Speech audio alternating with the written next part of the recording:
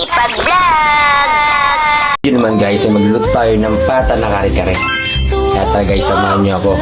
Kompleto na rin dito yung mga ricado na gagamitin natin sa ating kare-kare.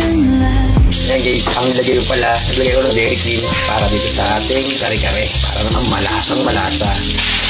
Yan guys, nilito ko lang konti para naman mamula-mula at sakto yung lasa nito mamaya. Ang bawang sibuyas guys. Lagay tayo ng tubig guys, yung pinagkulungan ng baboy. Okay guys, maglagay na rin tayo ng honor cubes na beef para naman malasa itong ating kare-kareng baboy. Ayan. Lagay tayo ng paminsan. Matag lang ang ilagay natin guys para walang problema kahit makain natin yan. Eto guys, maglagay tayo ng pampakulay itong atsuete. Guys, kukulin ng gusto yan kahit di mo haluin kasi atsuete yan. At syempre guys, lagay natin itong atsuete. Kailangan mo lang gumamit ng salaan para at hindi sumama yung atsuete yan na ilalagay natin sa sabaw. Then guys, maglagay na tayo ng butter, peanut butter.